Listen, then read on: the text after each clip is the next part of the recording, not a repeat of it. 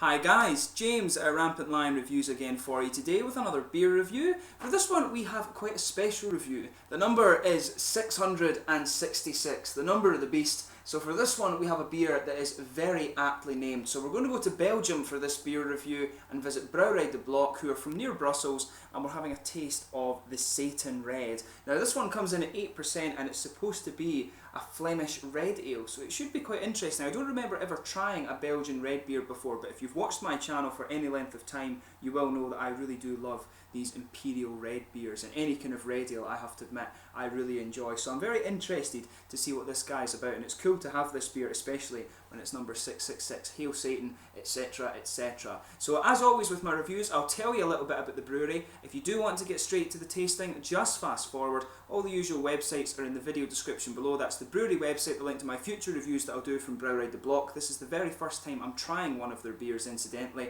and there's all the usual social media things, Facebook, Twitter and Untappd, so please follow me on there. Your support would be much appreciated, and please, those of you watching in Belgium, please do get in touch and let me know some of the other Belgian beers and breweries that you'd like me to have a look at. But anyway, to tell you about Brouwerij de Block. So this brewery are based in Peisegem in Merchtem, which is in Brabant, and it's actually just to the northwest of Brussels. It looked as if it was about a half-hour drive or so on the map, but this town apparently has a very rich history of brewing that dates back to the 14th century, and Brouwerij de Block in its current form was founded back in 1887 by Louis de Block, who was a miller and an agriculturist, but he married a brewer's daughter from Bardegem, and this was when he started up Brouwerij de Block. So the brewery has passed down the generations of the de Block family since then, and they enjoyed a particularly successful period with large growth during the 1920s, and this was when the company was led by Alphonse de Block, and he was helped out by many other members of the family, his brothers, his sisters, his grandchildren, and all of this sort of thing. Everyone was basically involved in the family brewery. But today the brewery is run by Mike de Block and her husband Paul Serens, and they're producing quite a few different beers today. Obviously they're very well known for the Satan range, but their other beers include Castar, Dendermode, Satan Gold, Satan Black, and then you have this guy here, Satan Red. It didn't actually say on the website what the motivation behind having the beers called Satan was. They just seem to have 3 beers named after Satan, and probably it's 3 because in Belgium you have the case with all the old monasteries and things. You had the Holy Trinity, and each brewery used to produce 3 beers, or each of the Trappist breweries used to produce 3 beers to represent the Holy Trinity. So yeah, I guess maybe this is just meant to be a kind of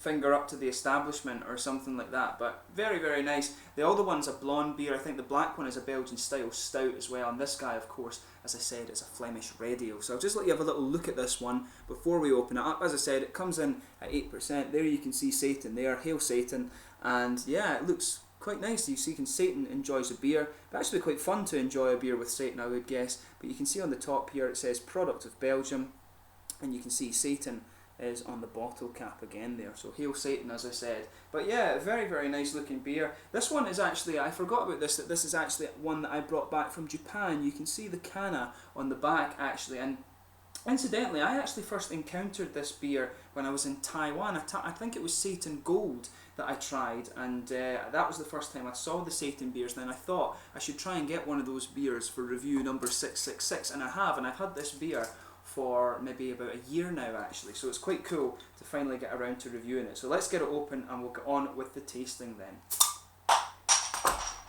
So yes, as you can see, a nice smoky opening there, and we'll get this guy out and into the glass. You can smell the nice sweet fruits off this beer as it pours. Just let the head calm a little bit, and there we are. Yes, looks really nice actually. You can smell, that's got a very unusual kind of grapey and sort of appley aroma to it. That's quite interesting. But as you can see, this beer is poured a really nice kind of coppery amber colour. I'll just bring the light over and let you see that exactly. I'll just put it like that, but you can see very, very interesting colour, this one. It's got a finger of a frothy, kind of cream coloured head, maybe bordering on a very, very light beige. There's some big bubbles sticking towards the side of the glass, but I'm not sure how well you can see it. There actually is a good bit of active carbonation in that one. There's quite a lot visible, so it'll be interesting to see how this beer turns out. But you can see there is a degree of transparency to this beer, but it is quite opaque in colour, and I think probably the best colour to describe this is a kind of rich coppery amber colour. This, it actually looks very, very nice. So let's give it a smell and see how we get on. So as I said, you can pick that up just when you open this beer up. It's got a very interesting aroma actually. It's got this really unusual kind of grapey and appley pear aroma. It's almost a little bit like cider actually, but there's a definite grape presence there. But underneath you can pick up the typical elements that you would expect of any Belgian beer, which is the big bready yeasty character. And it's got some caramel on top of it too. There is a bit of kind of spicy character. I'm not sure if it's peppery or maybe like coriander or something, but it smells very bready and very doughy. There's a definite element of roasted caramel in there as well. Quite toasty though, not very, very roasted I should say. There is an element of sweetness to it as well. But yeah, it looks very, very nice, and it smells really quite nice as well. As I said, the aroma is quite unusual because of the grapey sort of notes you're getting in this one. It does have a little bit of a white winey aroma, but it's not anywhere near as prominent as you would get from the likes of a sour beer or a Brettanomyces beer, or Lactobacillus of course as well. But yeah, it's very interesting, this one. Definitely apples and pears in there, but overall it's a big kind of bready yeasty aroma coming out of this one. That is quite interesting. As I always say with your beers, just take a little bit of time and smell them before you actually get stuck into them. The other thing I would say that is maybe noticeable here is a little bit of earthy character. It's kind of mixing with the yeast, but at the same time you know the earthiness is a hop property, and maybe there's a little bit of grassy character as well. So we'll see. We'll see how we get on with this guy. Anyway, it should be really interesting. So this is the Satan Red from Brouwerij de Block for my review number 666. Hail Satan, hail Iron Maiden, hail all of this. So this should be a cool review. Slanje.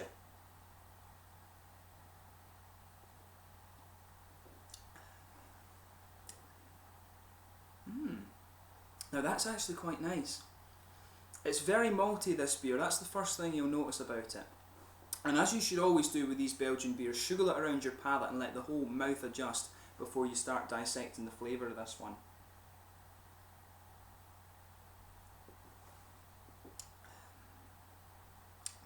Yeah. It actually tastes a lot different from what you would expect from the aroma. Those kind of appley and grapey notes that you're picking up in the aroma, they don't come out too much in the flavour. You can pick up some of the apple flavour in this, which is quite interesting.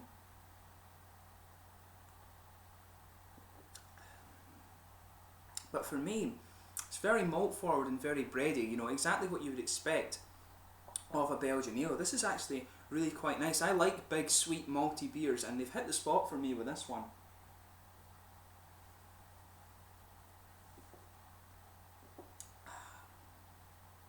Yeah, this is really nice actually. If you like big bready beers with some sweet caramel in there, this is going to hit the spot for you. Give it a try and see what you think.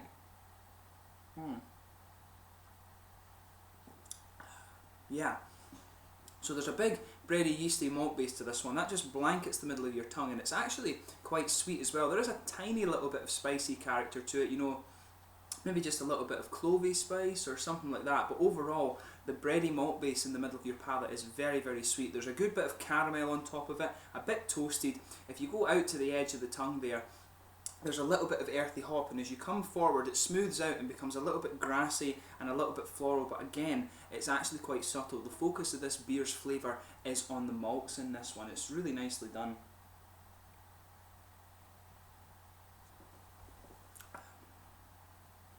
Yeah. So the thing that's interesting about this beer though, the most interesting part of it, is these fruity flavours that you're finding in this.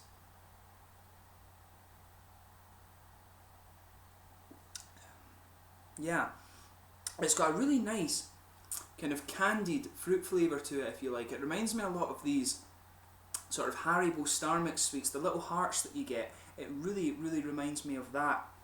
And you'll feel these coming out just behind the very front curve of your tongue. You'll feel this little oily bubble just building behind that front part of your palate, and that's where these fruity flavours come out. There is maybe a little bit of appley flavour in there. There could also be some kind of red grape or purple grape, I guess you could say as well. It's got a very juicy mouthfeel to this one. I'm used to drinking grape juice in Japan because it's very, very popular. Of course, my missus is Japanese. You'll have heard me mention that a few times, but there is a kind of grapey flavour to this beer, which is quite interesting. It's a very interesting little quirk. As I said, I've never come across these Flemish red beers before, so it's always interesting to try new things, but there's a definite red fruit ester in here. As I say, there's the red grapey character, there's some of those candied fruit flavours too, but maybe there's some sort of plum and raisin element to it as well, but it's not too sharp. Overall, the fruit flavour in this one is really quite juicy and very smooth. I always find that plums and raisins have a little bit of a sharper flavour to them actually.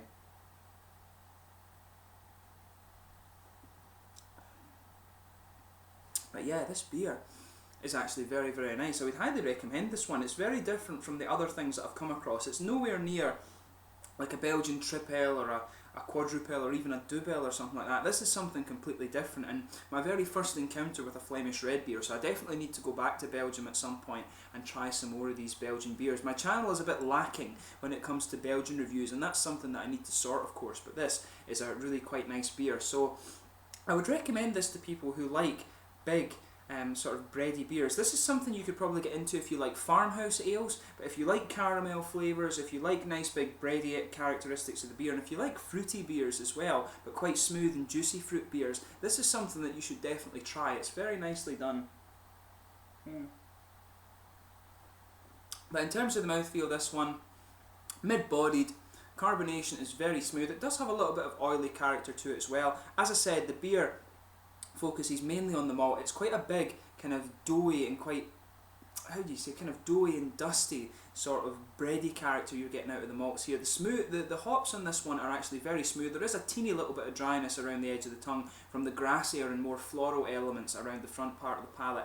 But overall, it's quite sweet and malty, and there's a nice juicy fruit character in this one. So overall, this is a very, very interesting beer. It's like nothing I've ever tried before, so I need to get back to Belgium and review some more Belgian beers for you, and I need to try some more of these Flemish red ones as well. It's been very cool to do this beer review for you as number 666. So as I said, hail Satan in the meantime, but if you have enjoyed this beer review, please subscribe to the channel. Let me know your own thoughts on this beer in the comment section below if you have tried it before. Until the next beer review, please like, subscribe, share, all the usual YouTube stuff, and go and check out my social media things, but most importantly, go and check out Brouwerij de Block and try some of their beers. On the basis of this one, I will definitely be returning, and I'll see if I can get a hold of the gold and the black beer to review for you, as well as the other two that they do as well. Seems to be a very interesting style of beer. Listen, please do recommend, those of you in Belgium, please do recommend some other Belgian red beers for me to have a look at. I really enjoy red beers, so your input would be much appreciated. But until my next beer review, slange you just now, and I'll catch you soon. Remember, 666, the number of the beast. Hail Satan, slange you just now. Cheers.